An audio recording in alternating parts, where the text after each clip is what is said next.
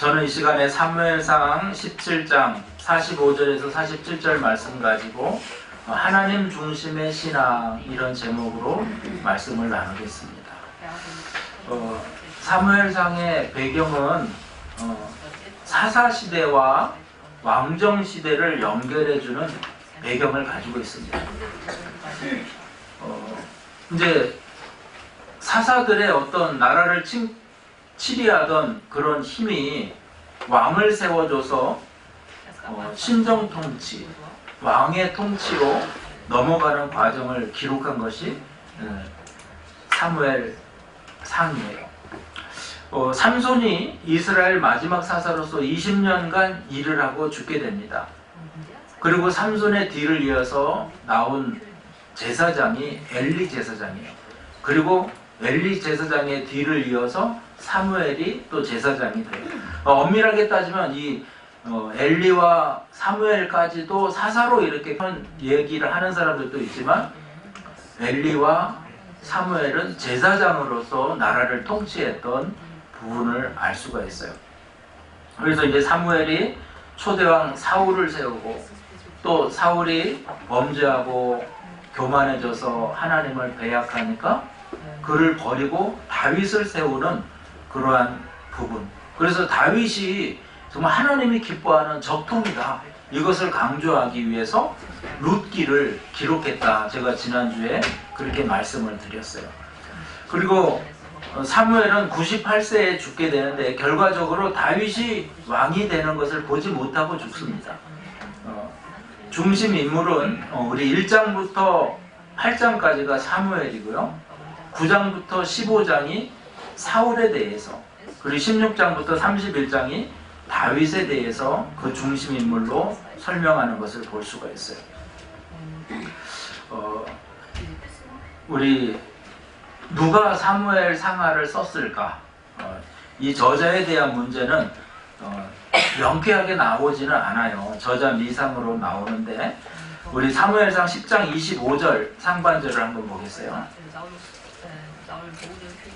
사무엘이 나라의 제도를 백성에게 말하고 책에 기록하여 야훼 앞에 두고, 또 역대상 29장 29절에 다윗 왕의 행적은 처음부터 끝까지 선견자 사무엘의 글과 선지자 나단의 글과 선견자 갓의 글에 다 기록되고, 그래서 어떤 책을 그들이 썼는지 명확하게 나오진 않지만 이 역사서를 대부분, 룻기를 포함한 역사서, 사사기 룻기를 포함한 역사서를 대부분 사무엘과 나단과 갓이 기록했을 것이다. 이렇게 보는 것이 정설입니다. 그래서 원래 사무엘 상하는 한 권이었어요. 근데 이게 크니까 이것을 나눠서 하게 됐는데, 그것이 이제 BC 200년, 그러니까 기원전 200년경에 히브리어로 된 성경을, 아주 고어로 된 성경을 헬라어로 번역하는 작업을 유대인들 12지파에서 70인들의 장로들이 모여, 대표들이, 학자들이, 정말 내노라는 학자들이 모여가지고 성경 번역을 해요. 그때 이게 사무엘 상하를 묶어놓고 열왕기 상하 묶어놓고 막 이렇게 하니까 성경들이 너무 크니까 그것을 반으로 이렇게 잘랐어요. 그때 자른 것입니다. 그걸 이제 70인역, 세피아진트라고 하는데 70인역이에요. 자, 간단하게 말하면 이제 사무엘의 내용을 제가 간단하게 축약해 보면 1장부터 8장은 사무엘에 대한 설명이에요. 근데 사무엘을 그냥 딱 던지는 것이 아니라 사무엘이 올 수밖에 없었던 배경을 먼저 설명하고, 그리고 사무엘이 정말 기도 가운데, 부모의 기도 가운데 사모해서 낳은 아들이라는 것을 강조해요. 근데 그때 대조되는 인물로 홈니와 비느하스가 나와요. 엘리의 제사장 아들들이 홈니와 비느하스가, 조금 이따 제가 설명할 거예요. 그리고 그것을 대조해서 사무엘이 올 수밖에 없었던 배경을 설명해요. 그리고 9장부터 15장까지는 사울에 대한 내용이에요. 근데 그 후반부 전부 다 사무엘 하의 내용도 다 다윗 왕에 대한 내용이에요. 그러니까 사울과 다윗 왕을 또 대조해가지고 왜 하나님께서 사울을 폐하셨고 다윗을 세우셨는가에 대한 내용이 바로 나오는 거예요. 그래서 하나님께서 대조를 통해서 왜 이 사람은 쇠하고 왜 이 사람은 흥하는가, 이거를 단적으로 보여주는 거예요. 다시 말해서 하나님 중심으로 신앙생활한 사람은 다윗과 같은 사람이죠. 흥하고 하나님을 버리고 악행으로 죄악으로 눈을 돌렸을 때는 쇠한다. 이것을 강조하는 것입니다. 자, 첫째로 우리 선지자 사무엘입니다. 우리 1장부터 8장의 내용이에요. 사무엘상 1장 보면 시작부터 선지자로서 중요한 사무엘의 출생을 다루는데, 아까도 말씀드렸듯이 사무엘을 딱 던져놓는 것이 아니라 사무엘이 나올 수밖에 없는 배경을 계속해서 설명해요. 그리고 사무엘은 그냥 태어난 것이 아니라 기도 속에서, 정말 부모의 관심 속에서, 애정과 사랑 속에서 태어났다. 이거를 강조하는 거예요. 첫째로 이 시대상을 보면요, 하나님을 바르게 알지 못했던 시대라는 거예요. 그 홈리와 비느하스가 대표적인데 2장 12절 보겠습니다. 사무엘상 2장 12절. 엘리의 아들들은 행실이 나빠 야훼를 알지 못하더라.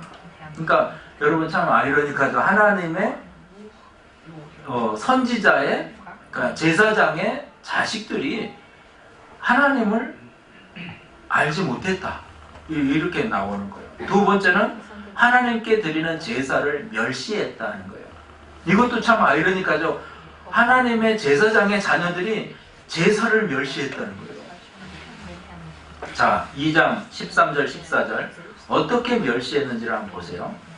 그 제사장들이 백성에게 행하는 관습은 이러하니 곧 어떤 사람이 제사를 드리고 그 고기를 삶을 때에 제사장의 사환이 그 손에 세 살 갈고리를 가지고 와서 이렇게 세 개로 된 갈고리를 가지고 와가지고 그것으로 냄비에다 소대나 큰 소대나 가마에 찔러 넣어가지고 갈고리에 걸려 나오는 것은 제사장이 자기 것으로 가지되 실로에서 그곳에 온 모든 이스라엘 사람에게 이같이 할 뿐 아니라 이 희생의 제사를 관장하면서, 그러니까 자기 마음대로 재물을 손댄다는 거예요. 재물을. 그러니까 이거는 하나님이 뭐라고 말하냐면 제사를 멸시함이라 이렇게 말해요. 여러분, 우리는 하나님을 두려워하는 거죠. 하나님 두려워하는 거예요. 근데 사무엘상 2장 17절에 이 소년들의 죄가 야훼 앞에 심히 크면 그들이 야훼의 제사를 멸시함이었더라. 그러니까 우리가 물질관, 하나님 앞에 이렇게 설 때 물질관이 참 중요하죠. 물질관. 그러니까 또 시간을 드리는 거, 우리 하나님 앞에 봉사하고 헌신하는 거, 이게 자칫하면 하나님을 멸시하는 행위가 될 수도 있다는 거예요. 또 하나, 이제 세 번째, 이 세상에도 관영했고 이 홈리와 비느하스의 죄를 단적으로 지적하는 거예요. 시대적인 상황을 말하는 거예요. 하나님 앞에서 간음죄를 저질렀다는 거예요. 2장 22절에서 24절에요. 엘리가 매우 늙었더니 그의 아들들이 온 이스라엘에게 행한 모든 일과 해망문에서 수종드는 여인들과 동침하였음을 듣고 그들에게 이르되 너희가 어찌하여 이런 일을 하였느냐. 24절에도 보면요, 그 다음 절에도 내 아들들아 그리하지 마라 내게 들리는 소문이 좋지 아니하니라. 여러분, 간음죄가 횡행하는데 이 엘리 제사장의 태도가 이거예요. 야, 나 소문이 안 좋아. 소문이 안 좋아. 소문이 안 좋아. 그러니까 여러분, 이거 만약에 우리가 자녀를 사랑한다면, 저와 여러분이 자녀를 사랑한다면 그 자녀의 죄악에 대해서 지적을 해야죠. 너 왜 이런 죄를 저질렀어? 하면서 징계를 해야 되는데, 야, 남들이 뭐라 그러겠냐, 이렇게 하는 거예요. 남들이 뭐라고 그러겠냐. 저와 여러분 자녀를 교육하고 또 구역에서 구역장님이 치리를 하고 이렇게 할 때, 그죠? 그들이, 야, 남들이 우리를 어떻게 보겠어요? 이게 아니라, 바른 태도가 아니라, 너 하나님 앞에 이렇게 해서 되겠어? 이게 교육이 되는 거죠. 근데 이 엘리 제사장은, 야, 남들이 나를 뭘로 보겠냐, 자기의 어떤 상황을 보는 거죠. 바로 이것이 잘못됐다는 거예요. 사무엘상 2장 29절이에요. 이 지경에 이르니까 하나님의 선지자가 이제 엘리 제사장의 집에 와서 선지자가 하나님의 말씀으로 이 가정에 말씀을 선포하는 거예요. 너희는 어찌하여 내가 내 처소에 명령한 내 재물과 예물을 밟으며, 하나님의 예물에 대한 부분이요, 내 아들들을 나보다 더 중히 여겨 내 백성 이스라엘이 드리는 가장 좋은 것들로 너희를 살찌게 하느냐. 그리고 이제 하나님의 진노의 결과 2장 34절에 내 두 아들 홈리와 비느하스가 한날에 죽으리니 그 둘이 당할 그 일이 내게 표징이 되리라. 그래서 이 심판의 내용이 사무엘상 4장에 나타나요. 이 4장부터 7장까지가 긴 전쟁사예요. 3번의 전쟁이 나오는데 4장에 보면은 첫 번째 전쟁은 이스라엘과 블레셋이 이제 전쟁을 하게 되는데 이렇게 충돌이 잦았어요. 근데 갑자기 4,000명이 군사를 잃어버려요. 4,000명이 죽습니다. 그러니까 4,000명이 죽으니까 이스라엘의 장로들이 패배의 결과를 탄식하면서 그 원인을 찾아요. 그 원인이 뭐냐? 자, 사무엘상 4장 3절, 야훼의 언약궤를 실로에서 우리에게로 가져다가 우리 중에 있게 하여 그것으로 우리 원수들의 손에서 구원하게 하자 하니. 자, 이스라엘 백성이 전쟁할 때 항상 언약궤를 앞세워서 갔는데 하나님의 말씀을 앞세워서 가니까 항상 이겼단 말이에요. 그러니까 전쟁에서 진 원인이 뭐냐? 언약궤가 앞서가야 된다. 그래가지고 언약궤를 앞세워서 가는 그런 미신적인 생각을 품게 되는 거예요. 자, 여러분 보세요. 하나님, 언약궤는 하나님의 임재를 상징해요. 근데 하나님을 자꾸 내 삶의 어떤 방편으로, 수단으로 생각하면 안 돼요. 하나님은 우리가 믿을 대상이에요. 신뢰하고 믿을 대상이지 내 인생의 수단과 방법이 돼서는 안 된다는 거예요. 우리가 하나님 말씀 가지고 살아간다는 것을 우리가 잘 생각해 보면은, 내가 하나님 믿음 안에, 말씀 안에 무슨 말씀을 내게 주시겠습니까? 이렇게 말씀 안에 살아가는 그 자세예요. 근데 내가 이 말씀을, 오늘 이 말씀은 나한테 안 맞네. 또 다른 데 들어. 오늘 여기도 또 조금 마음에 안 들어. 또 다른 데. 마음에 들 때까지. 그거는 말씀을 따라가는 게 아니에요. 그 말씀을 내 수단으로 생각하는 거예요. 우리가 믿음이 도깨비 방망이가 아니거든요. 신앙이 도깨비 방망이가 아니에요. 때로는 내게 막 힘들고 이게 막 아파요. 말씀 읽다 보면 막 아프잖아요. 그럴 때 어떻게 해야 돼요? 말씀 앞에 통회하고 자기를 바꾸는 거죠. 그게 말씀을 따르는 삶이에요. 그러니까 이번 전쟁에, 두 번째 전쟁이 나오는데 이제 보병만 3만 명이 죽고 말아요. 야, 3만 명이 죽었다는 거예요. 그리고 이때 엘리의 두 아들 홈리와 비느하스도 전쟁 법궤 메고 가다가 죽었어요. 가장 슬픈 일은 뭐냐? 법궤를 뺏겼다는 거예요.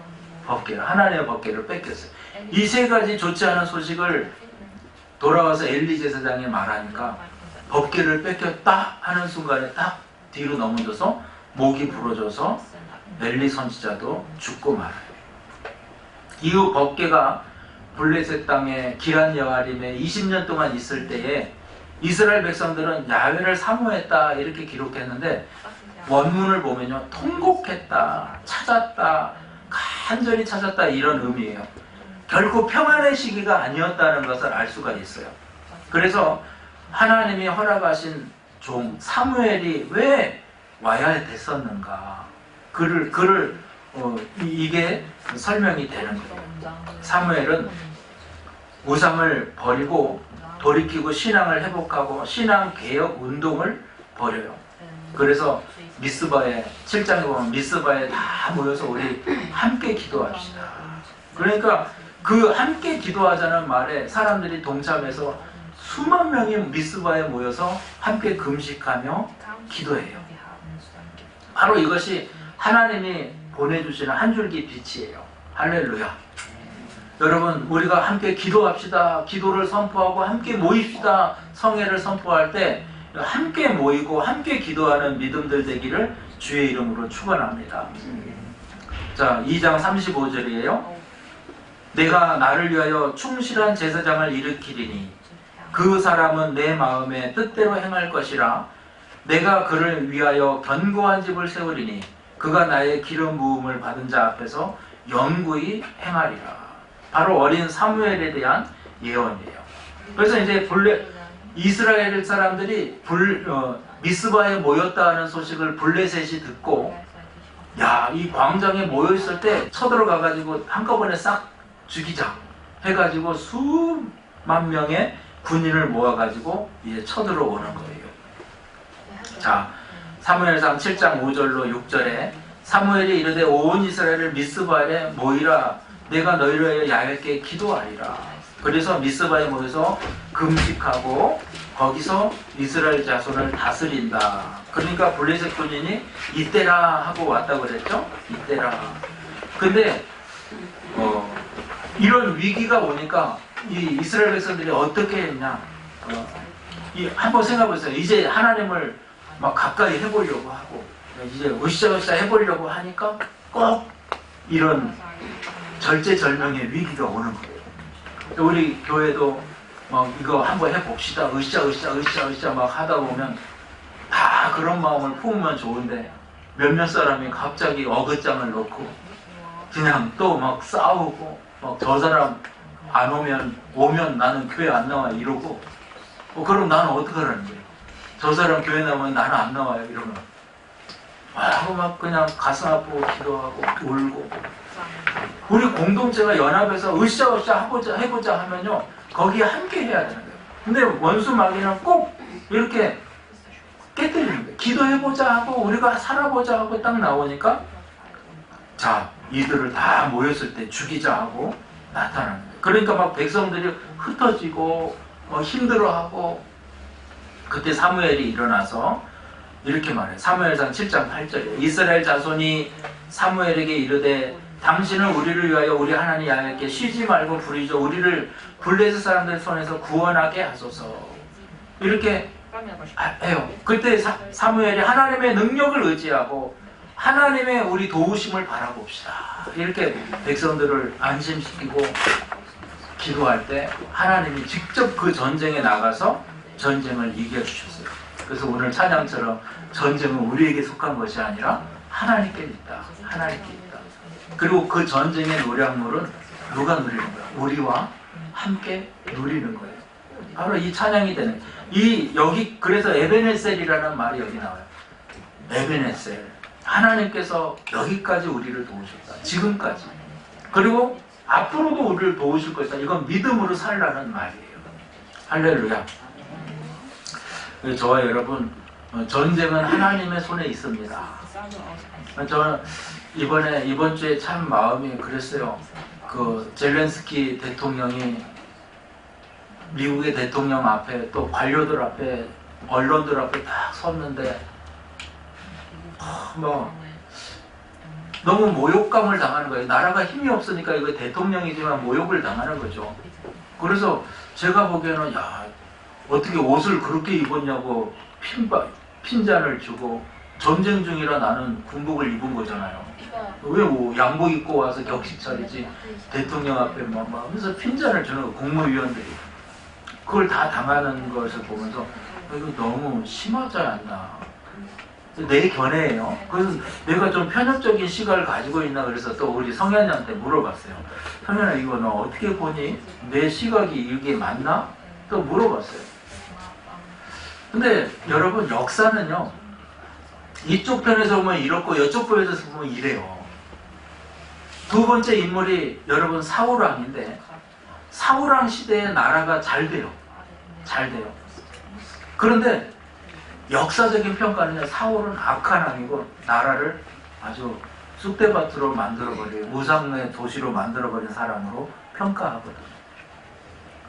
저는 이 역사, 우리나라의 역사, 또 우크라이나의 전쟁 상황, 미국의 그런 상황, 이런 거 보면서 야, 이 세계가 지금 진짜 제가 지금까지 경험하지 못한 상황으로 막 가는 걸 보면서 야, 이거 정말 심각한 혼란이구나. 무엇이 절대 선이고 무엇이 절대 악인지가 분별이 안 되는 시대가 돼 있는 거예요. 에베네셀의 하나님, 여기까지 우리를 도와주신 하나님, 그 하나님의 어떤 이름을 부를 수 있는 저와 여러분 신앙이 되기를 주의 이름으로 축원합니다. 잘 분별하고 시대를 분별해야 된다는 거예요. 두 번째는 이스라엘의 초대왕 사울입니다. 시간이 흘러요. 이제 이스라엘 역사의 전환점이 와요. 여기 보니까 사무엘이 늙고, 자, 사무엘상 8장 5절이에요. 그에게 이르되 보소서 당신은 늙고 당신의 아들들은 당신의 행위를 따르지 아니하니 모든 나라와 같이 우리에게 왕을 세워 우리를 다스리게 하소서 한지라.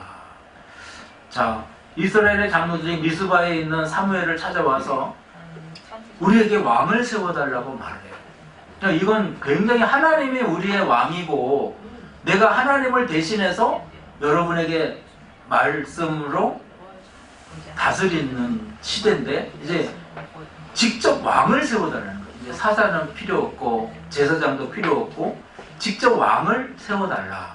이렇게 하나님 대신에 왕을 세워달라. 이렇게 말을 하는 거예요. 그러니까 사무엘이 하나님께 기도해요. 이거는 안 될 일인데 하면서 기도하자 하나님이 화가 나셨어요.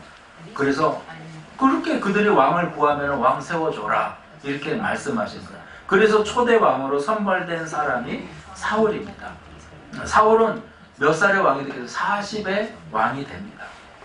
성경 9장에 보면 처음 사울이 왕이 될 때 굉장히 성실하고 효성스러움을 나타내요. 그러니까 자기 아버지의 이른 안나기를 찾아서 여러 곳을 다니고 또 선지자를 찾아갈 때 빈손 들고 가지 않고 우리 인사해야 되는데 굉장히 예의 바르고 그리고 겸손해요. 또 사울에게 당신이 왕이 될 것이다 말하니까 뭐라고 그러냐면 나는 가장 작은 지파 베냐민 지파 중에도 가장 작은 자입니다 라고 자기를 부르고 그러니까 겸손한 사람이었고 너그러운 마음을 가진 사람이었고 또 성실하고 아까 말했듯이 효성스러운 사람이었다 이렇게 말해요. 근데 사울왕이 이제 기름 부음 받고 왕이 되어서 전쟁 가운데서 막 승승장구하고 처음에 사울이 왕이 될 때 무기가 칼을 찬 자가 딱 2명 있었어요. 사울왕의 칼과 요나단의 칼 딱 2자루야 나라에. 나중에 다 곡괭이 가지고 싸우러 나가는 거예요. 그때 블레셋이 3만 명이 철병거를 가지고 왔다 그러거든요. 이게 전쟁이 되겠어요? 안 되죠. 그런데 칼 2자루 가지고 나라를 일으켜서 그래도 블레셋과 맞상대를 할 정도의 나라로 만든 사람이 누구예요? 젤렌스키? 사울이라고. 사울이. 그렇게. 그래서 여러분 그렇게 사울이 승승장구했는데 사울이 쇠퇴하게 된 원인을 3가지로 말해요. 첫째는 사울의 죄악인데 그 원인이 세 가지. 직접 번제를 드리는 사건이에요. 자, 요나단의 고향에 이제 사울의 고향이죠. 그 수비대를 뒀어요. 하여튼 그런데 블레셋과의 마찰로 인해 가지고 블레셋의 어떤 수비대와 요나단의 군대가 이렇게 마찰을 일으켜서 블레셋이 그것을 건수 잡아가지고 침공해 와요. 근데 약 3만 명의 마병, 6천의 병거가 3만, 마병, 말탄 군사가 6천, 막 이렇게 모래처럼 밀려와요. 이스라엘 진영으로. 그런데 이 모습을 본 이스라엘 백성들이 막 전의를 상실을 하고 약 1000명 정도 됐거든요. 근데 막 흩어져서 600명밖에 안 남아요.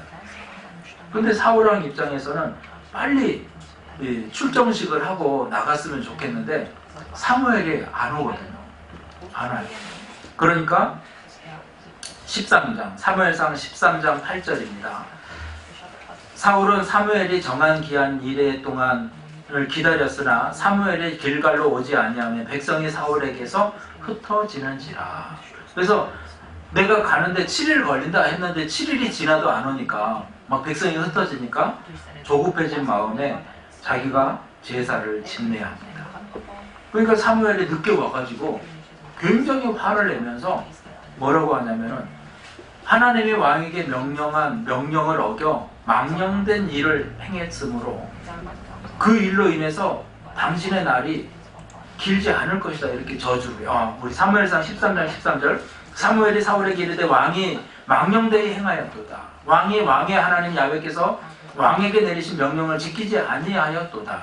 그리하였더라면 야훼께서 이스라엘 위에 왕의 나라를 영원히 세우셨을 것이오늘.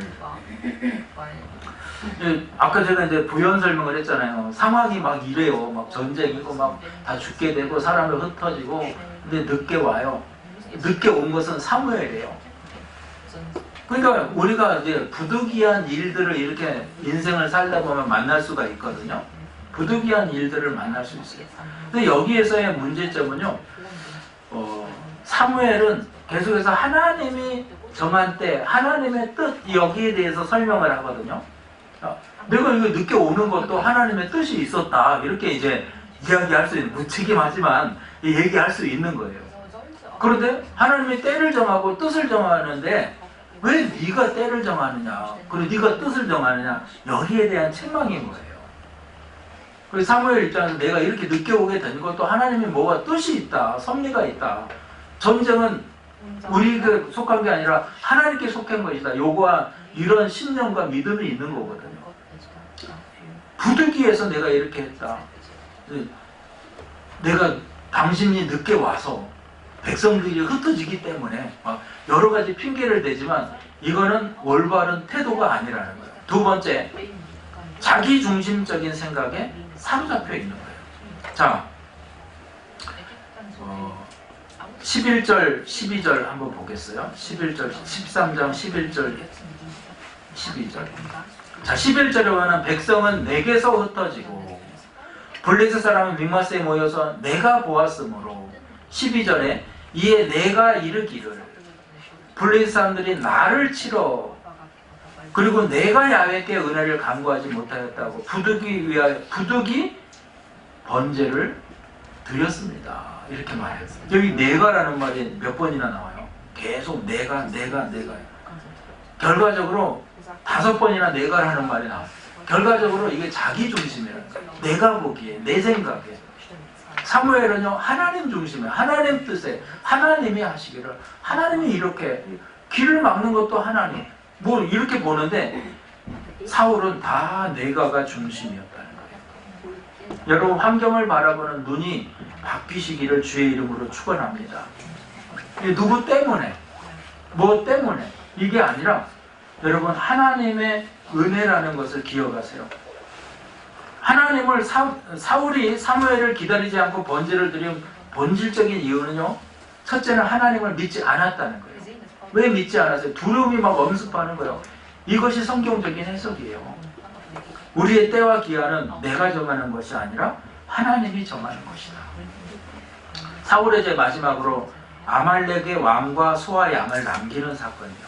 자, 아말렉과의 전쟁에서 하나님은 그 모든 남녀를 물어나고 짐승까지 왕부터 모든 짐승까지 다 진멸하라 이렇게 말씀하셨어요. 자, 사무엘상 15장 3절입니다. 지금 가서 아말렉을 쳐서 그들의 모든 소유를 남기지 말고 진멸하되 남녀와 소아와 젖먹는 아이와 우양과 낙타와 나귀를 죽이라 하셨나이다 하니.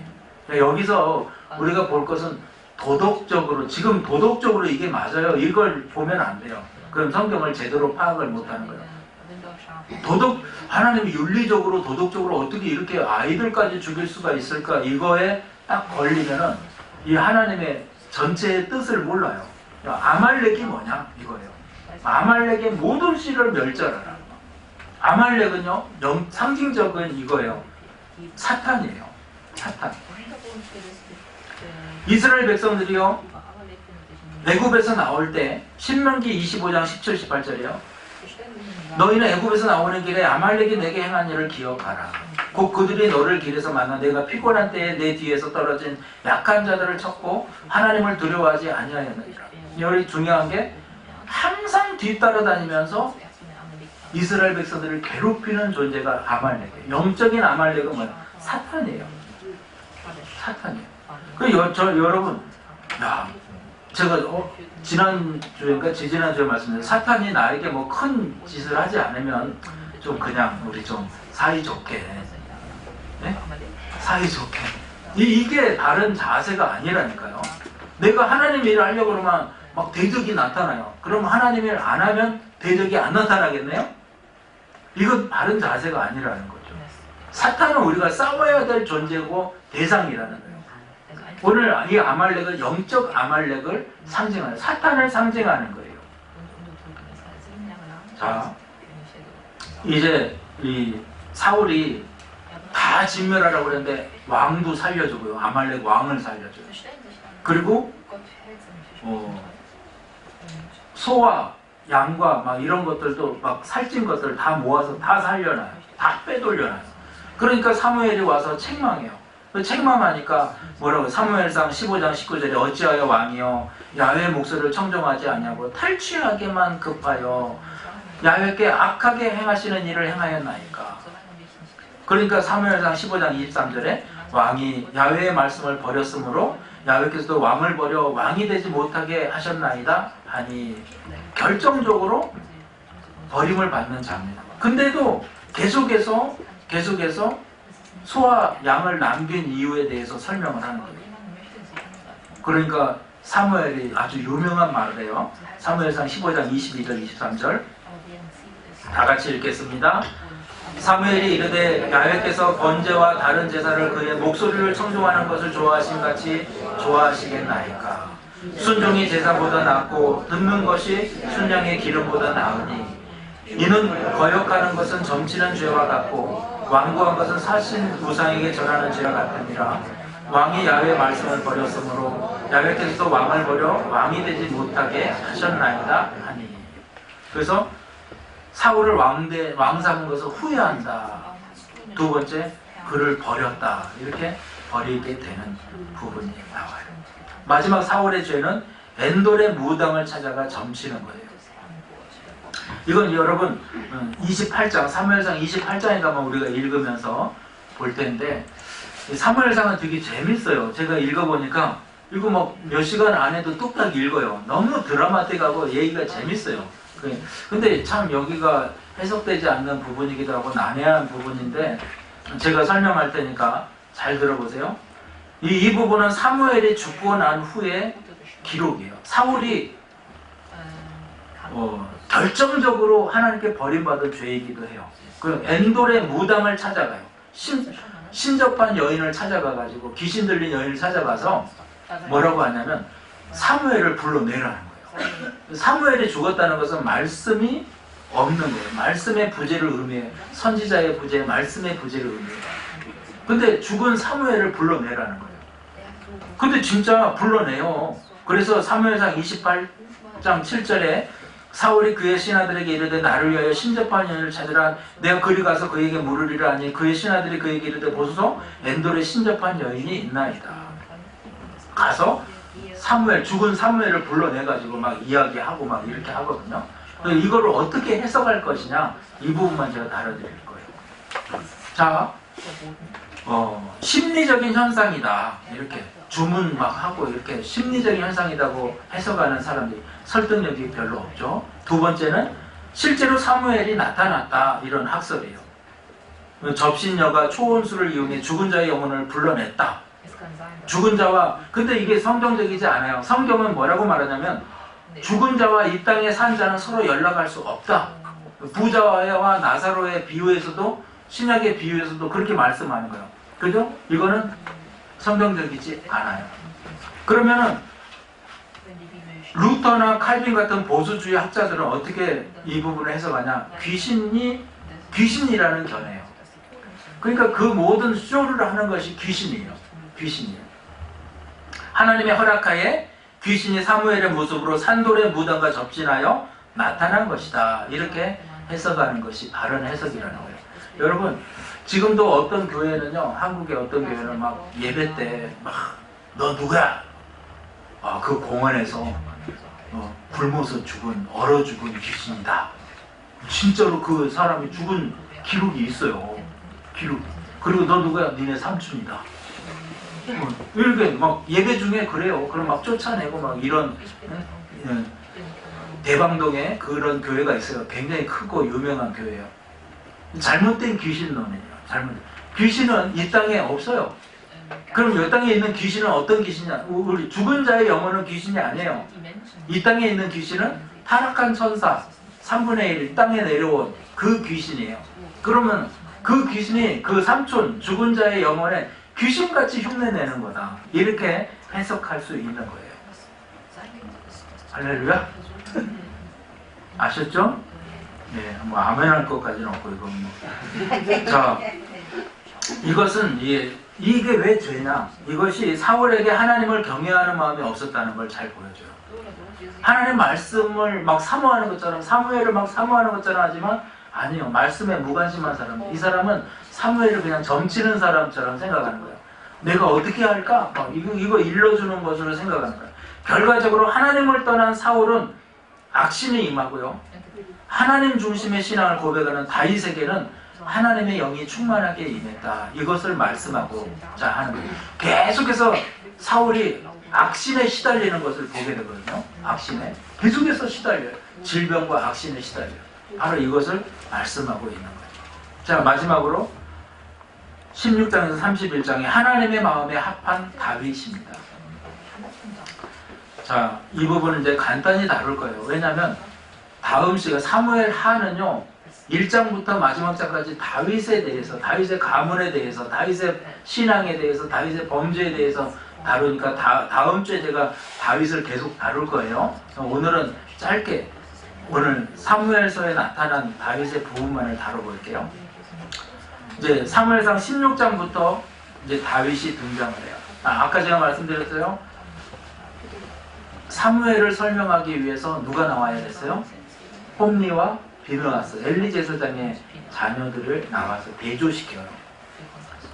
근데 이제 다윗을 나오려니까 누가 나왔어야 돼요? 사울이 나왔던 거예요. 사울과 다윗을 정확히 대조시키는 거예요. 선지자 사무엘은 이제 다윗성이라고 불려지는 베들레헴으로 가서 이새의 아들들 중에 하나, 그를 왕으로 삼기 위해서 기름통을 가지고 가요. 근데 사무엘의 기대와는 반대로 이새의 자녀들이 다 기골이 장대한 왕감인데 막내 아들에게 기름을 부으라는 거예요. 막내 아들에게. 그것도 막내 아들은 이 잔치에 초대도 안 했어요. 양을 치러 가서 부르지도 않아요. 쟤는 아버지도 아니야. 이렇게 생각하는 거예요. 쟤는 아니야. 그런데 하나님의 선택으로 다윗을 택했어요. 근데 그 부분에 대해서 성경은 명확하게 이렇게 말해요. 사무엘상 16장 7절에 내가 보는 것은 하반부예요. 사람과 같지 아니하니 사람은 외모를 보거니와 나 야훼는 중심을 보느니라. 그러면 다윗의 어떤 부분, 다윗의 중심이 어떻길래 하나님께서 그 중심을 기뻐하셨을까? 이 사울과 다윗의 다른 특징들을 몇 가지를 말해요. 첫째는 하나님의 은혜를 잊지 않았다는 거예요. 여러분, 사울이 처음 왕 될 때 얼마나 겸손했어요. 그죠? 얼마나 진실했어요. 얼마나 효성 가득했어요. 얼마나 성실했어요. 근데 변절했다는 거죠. 그런데 다윗은요 그러지 않았어요. 시골의 초라한 목동호에서 기름 부음 받았어요. 과거에 자기가 어떤 모습이고 어떻게 구원 얻었는지를 잊어버리지 않았다는 거예요. 다윗이 왕됐던 당시에 여러분 마대의 위치가 굉장히 중요해요. 맏아들들이 굉장히 중요해요. 차자나 장자나 막내는 뭐 굉장히 이렇게 가문에서도 나타나기 어려웠다는 거예요. 그럼에도 불구하고 하나님의 선택하신 가운데 다윗은 항상 감사했어요. 우리가 절기를 지키잖아요. 이스라엘 백성들이 절기를 지켜요. 절기를 왜 지켜요? 하나님이 이렇게 베풀어 주신 것에 내가 감사합니다. 이거를 가르치고 자녀들에게도 그걸 똑같이 가르쳐 주라는 거예요. 왜? 잊어버리니까. 세대 바뀌면 잊어버려요. 그건 내가 저 사람에게 참 은혜를 많이 받았고 입었으니까 저 사람에게 많은 부분을 나중에 네가 갚아라 이렇게 말을 해주잖아요. 부모가 왜 그렇게 말을 해줘요? 잊어버리지 않도록 계속해서 그거를 알려주는 거예요. 다윗은 과거를 잊지 않았어요. 그리고 자기가 은혜로 은혜로서 부름을 받았다는 것을 잊지 않았다는 거예요. 그래서 수없는 죽음의 위기 속에서 몇 번을 위기를 거치냐면 사울왕이 창을 던져가지고 2번을 죽을 뻔하고요.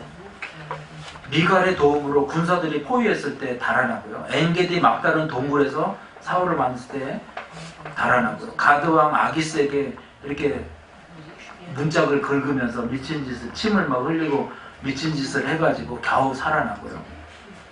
그런데 이런 인생 가운데서 하나님의 은혜에 감사해요.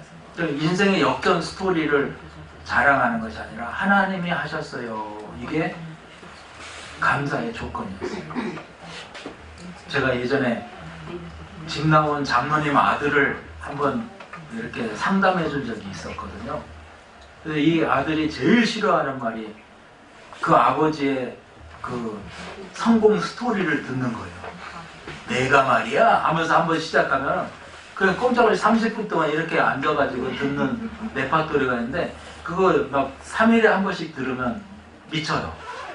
그래서 이거 집을 나가서 처음에는 이 녀석 네가 배가 불렀구나 하면서 혼내다가 나중에는 마음을 많이 이해하게 되고 이렇게 위로를 해준 적이 있는데, 여러분 이 인생 스토리 막 자기가 잘한 거 막 이거는 자식도 싫어요. 자식도 힘들어요.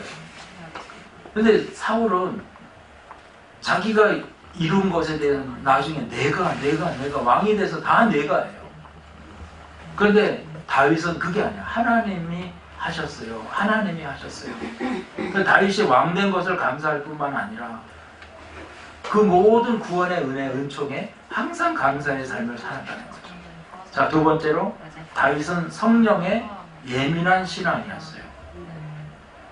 우리 사무엘상 17장에 보면은 블레셋 사람들이 군대를 이끌고 이스라엘 침공해서 전쟁이 일어났는데 다윗이 물맷돌 들고 이렇게 나가서 전쟁에 이겨요. 골리앗을 물리쳐요. 이건 뭐 어린 아이들도 다 알아요. 근데 다윗은 항상 그런데 설 때마다요, 만군의 하나님의 이름으로 하나님의 영이 자기를 이렇게 감싸서 인도하고 있음을 항상 느꼈어요. 그 찬양을 하면서 목동 때 찬양을 하면서 하나님의 깊은 교제를 통해서 성령이 충만했던 것 같아요. 근데 다윗이 가장 무서워하는 게 있었어요. 뭐냐? 바로 이거예요. 시편 51편 10절에서 12절이에요. 하나님이여 내 속에 정한 마음을 창조하시고 내 안에 정직한 영을 새롭게 하소서.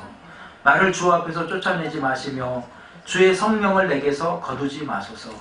주의 구원의 즐거움을 내게 회복시켜 주시고 자원하는 심령을 주사 나를 붙드소서. 다윗이 두려워했던 것은요, 하나님의 신이 자기에게서 떠나는 거예요. 나간 선지자가 와가지고 책망할 때 얼마나 두렵고 떨림으로 우리 하나님 앞에 회개했겠어요. 기도했겠어요. 금식하며 눈물로 기도했다는 거예요. 여러분, 저와 여러분, 우리 하나님 앞에 바로 이런 믿음의 자세를 가져야 돼요. 저는 이렇게 묵상해 봤어요. 다윗이 왜 이런 생각을 가졌을까? 근데 사울의 미친 모습을 봤을 거 아니에요. 사울이 처음에 성령에 충만해가지고 하나님의 영에 감동돼서 살아갈 때와 나중에 미쳐가지고 자기를 죽이려 하고 나라를 막 미쳐서 이끌어갈 때 모습을 확실히 봤을 거 아니에요. 그러니까 하나님, 나도 성령이 떠나면 저 모습이 되겠네요. 그래서 바로 이러한 회개의 기도를 드릴 수 있지 않았을까 하는 생각을 해봤어요. 여러분, 하나님의 영에 감동된 신앙들 되기를 주의 이름으로 축원합니다. 뭘 할 때 이 사람이 나를 어떻게 볼까? 이 사람은 나를 어떻게 생각하지? 딴 사람이 나를 어떻게 볼까? 이게 중요한 게 아니라 하나님이 나를 어떻게 보실까? 하나님이 나를 어떻게 평가하실까? 이게 열려야 돼요. 이게 안 열리면 사울과 같이 똑같은 실수를 범하게 된다는 거예요.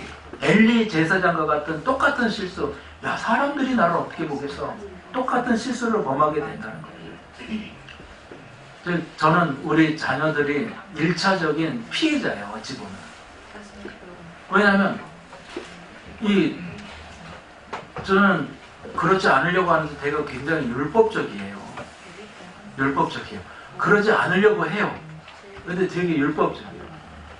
그러면 저는 자녀들에게 사람들이 나 우리를 어떻게 보이냐 이렇게 저는 생각 안 해요.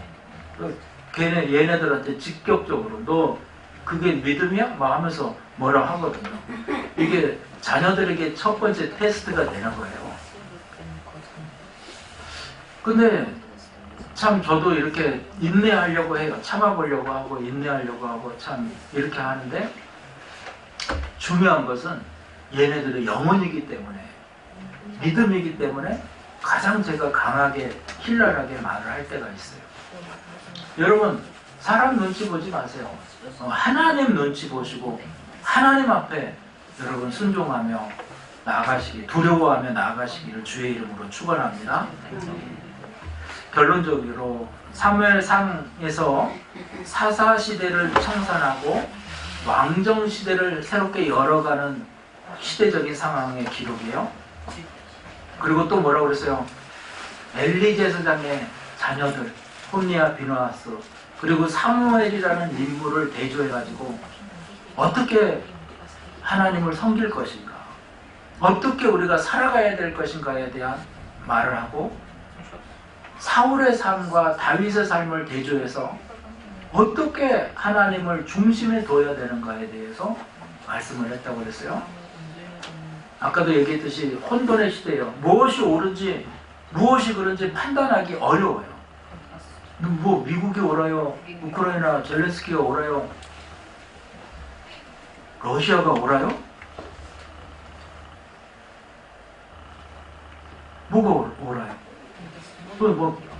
여러분 내 이익에 의해서 생각하지 말고 하나님이 어떻게 보실까? 이러한 부분에서 저와 여러분의 상황을 판단하고 행동해요. 그래서 성령을 우리 마음에 모시고 정말 그렇게 살아가기를 주의 이름으로 축원합니다.